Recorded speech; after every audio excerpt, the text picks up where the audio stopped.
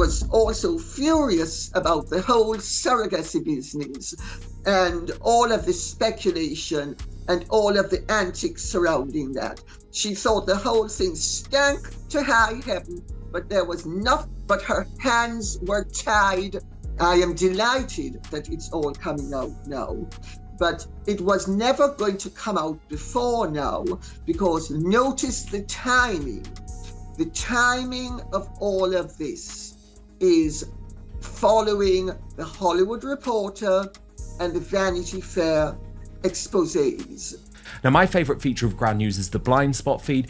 Every day it will surface upwards of 20 stories that receive the majority of coverage from one side of the political spectrum. If you love the news like I do, the blind spot feed is the best way to get a balanced perspective on what's happening. Oh my God. You guys, Prince Harry's mask? It's slipping. No, actually, it's cracking open like cheap porcelain.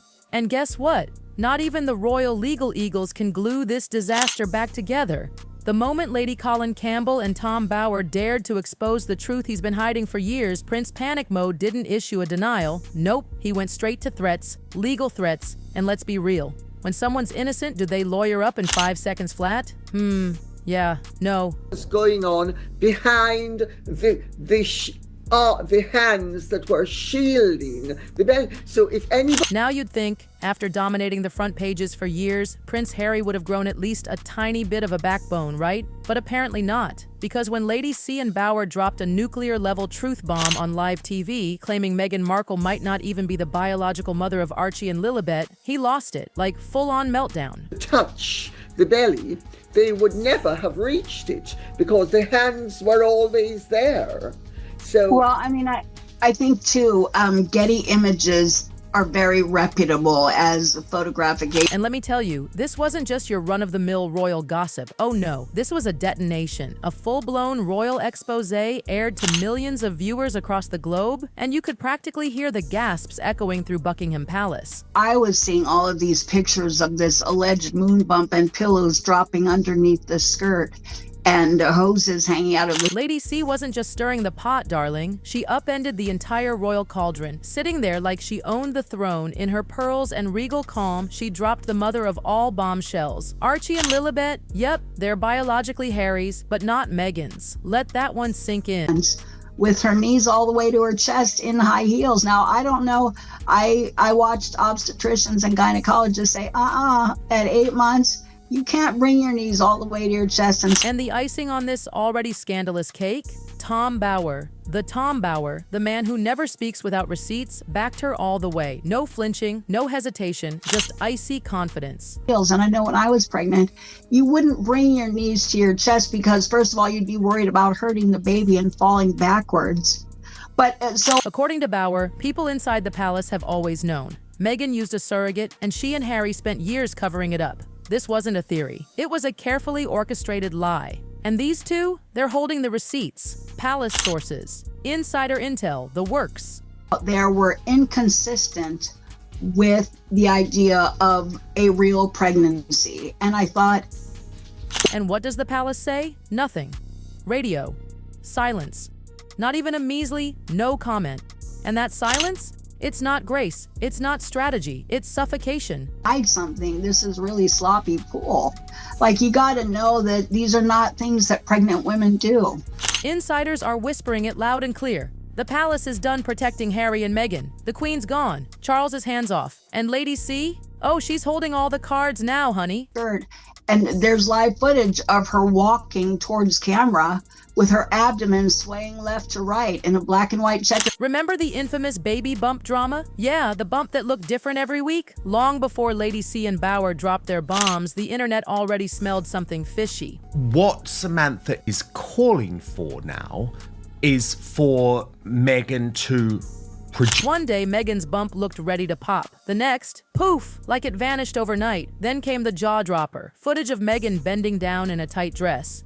And the bump folded, like a pillow. The internet practically exploded. Viewers hit rewind like mad, asking the same thing. What kind of baby bump does that? Meghan to produce proof, which she thinks would make this all go away. I'll come to you after this, Brittany, but let's just watch this. Silence everybody and just produce a DNA. At the time, her defenders said it was just weird angles, lighting, haters being haters. But come on, past royal pregnancies, hospital arrivals, OBGYNs, medical teams, public records. Meghan and Harry, zero, zip, nada, no hospital, no doctors, no birth photos, just a polished announcement. Days later. Or proof of delivery. If you had those things, it would be very easy just to put them out there and say, this is what happened. Now, with Lady C and Bauer straight up confirming the rumors, that bizarre bump behavior is being pulled back out, analyzed frame by frame. Suddenly, it doesn't seem so wild after all. If that bump was fake, then we're not asking if there was a surrogate. We're asking why lie. And let's not pretend Meghan just stumbled into the spotlight. This woman planned every moment post-palace with the precision of a PR assassin. From the moment she and Harry sat down for that Oprah interview under the filtered light of those shady Montecito trees, it was obvious. This wasn't about privacy.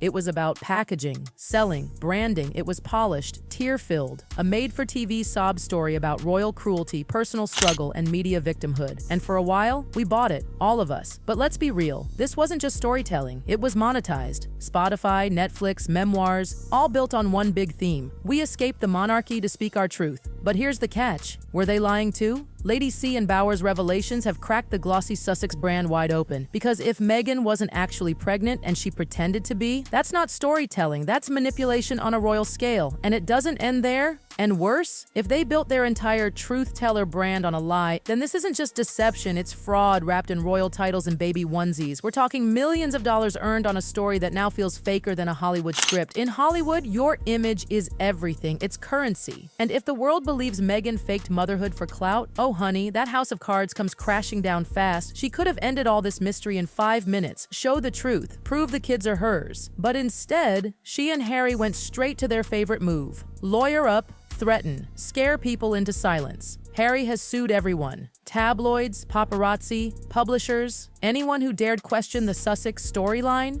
Boom, threatened, settled, silenced. But this time, it's not working. Because Lady C and Tom Bauer, they aren't your average YouTubers with conspiracy theories. These are seasoned, sharp, battle-tested investigators who have done their homework. And now, Harry's legal threats might just blow this entire thing wide open. He's walking straight into a trap. You see, if this actually goes to court, it's not just PR on the line. It's not Meghan's lighting crew or Netflix editors making her look soft and sympathetic. It's cold, hard facts. Hospital records, birth certificates, testimony under oath. If Meghan really used a surrogate and covered it up, then in court, it's all coming out, in public, on the record, on camera. And here's the kicker. Lady C and Bauer could legally subpoena their own palace sources. They could name names, leak the buried evidence. So, suing them might be the biggest mistake Harry's ever made.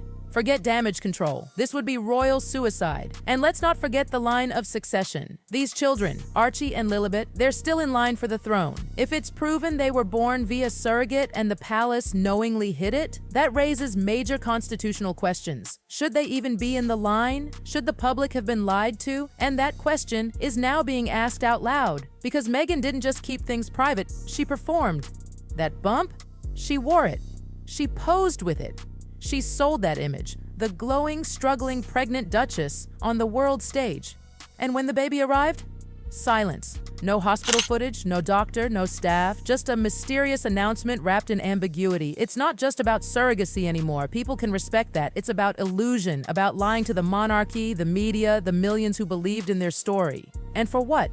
To sell a fairy tale. If Harry actually follows through and sues Lady Colin Campbell and Tom Bauer, it's not just about headlines anymore. Oh no, it becomes the biggest royal scandal of the decade, dragged right into a courtroom where no Netflix edit, no PR team, and no emotional lighting can save him. Because the second this becomes a legal matter, everything becomes evidence. Medical records, birth certificates, delivery logs, royal staffers being called to testify, under oath. People who've stayed silent for years, they might finally speak. And in court, there's no spinning, no soft interviews, no carefully crafted truth, just facts. And let's be brutally honest. Courtrooms don't care about fairy tales. They don't care if you were once His Royal Highness or if Oprah really liked your backyard. They care about proof. And if Meghan and Harry's timeline, their story, their branding, doesn't match the records, It will fall apart like a house made of playing cards. This isn't just about Meghan's bump anymore. It's about the entire Sussex image, the one they sold to the world, the one that made them tens of millions. If it turns out they knowingly misled the public, hid the truth, or tried to bury it under threats and lawsuits, this isn't just a scandal. This is legacy-level destruction. The image of Harry and Meghan, once symbols of rebellion, truth, and escape from royal oppression, could be replaced with one thing: deception. And if this all plays out in court, every brand they worked with, Spotify, Netflix, Penguin Random House, will be forced to reassess everything. Was their brand ever real? Because if it wasn't, then every partnership, every deal, every memoir was built on a lie. And that silence from the palace, it's now deafening. Not a word, not a press release, not even the usual no comment. It speaks volumes. Are they just staying out of it, or do they know? Some are speculating. What if Buckingham Palace was aware Meghan used a surrogate the whole time